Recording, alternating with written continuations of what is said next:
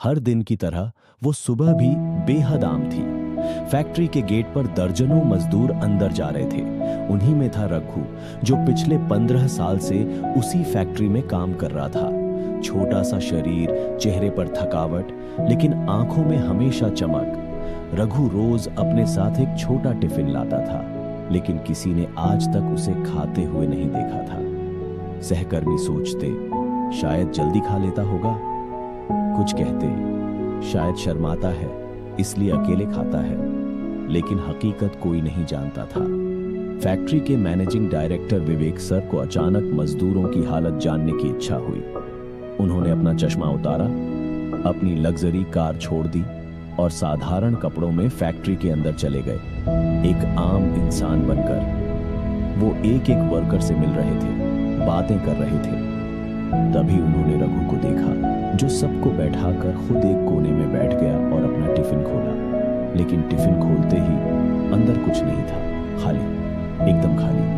विवेक sir ने चौंक कर पूछा, रघु, तुम रोज खाली टिफिन लाते हो? रघु ने पहले थोड़ी देर चुप्पी साधी, फिर धीमे से बोला, हाँ साहब, घर में जो थोड़ी बहुत रोटियां बचती हैं वो बच्चों को दे देता हूँ। मैं तो यहाँ पानी पीकर काम चला लेता हूँ, आदत हो गई है। विवेक सर हिल गए। एक आदमी जो खुद भूखा रहकर दूसरों को खिला रहा है, वो कोई आम मजदूर नहीं, एक असली नेता है। अगले दिन सभी कर्मचारियों को मीटिंग के लिए बुलाया गया। सब हैरान थे, ऐसा अचानक क्यों? स्टेज पर विवेक सर आए और बोले, हमारी फैक्ट्री में एक ऐसा व्यक्ति है जो हमें रोज सिखाता है कि लीडरशिप क्या होती है, बिना बोले, बिना दिखावे के। उन्होंने रघु को स्टेज पर बुलाया।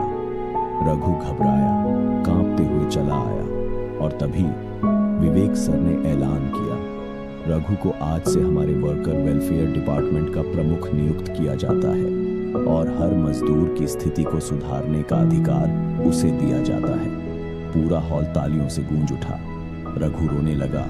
उसके आंसुओं में वो भूख भी थी जो उसने सालों तक छुपाई थी, और वो गर्व भी जो आज सबके सामने पहली बार महसूस हुआ। दोस्तों, कई बार हमारे जीवन के सबसे खाली डिब्बे हमारे सबसे बड़े सबक बन जाते हैं। रघु के टिफिन में कुछ नहीं था, लेकिन उसके जज्बे में सब कुछ था। और असली सीईओ वही होता है जो खाली पेट भी दूसरों को देने की सोच रखे। इस कहानी से हमें यह सीख मिलती है, आपका पद नहीं, आपकी सोच तय करती है कि आप कौन हैं। कभी किसी को छोटा मत समझो, क्योंकि उनके अंदर वो गहराई होती है जो बड़े बड़े पदों में नहीं मिलती।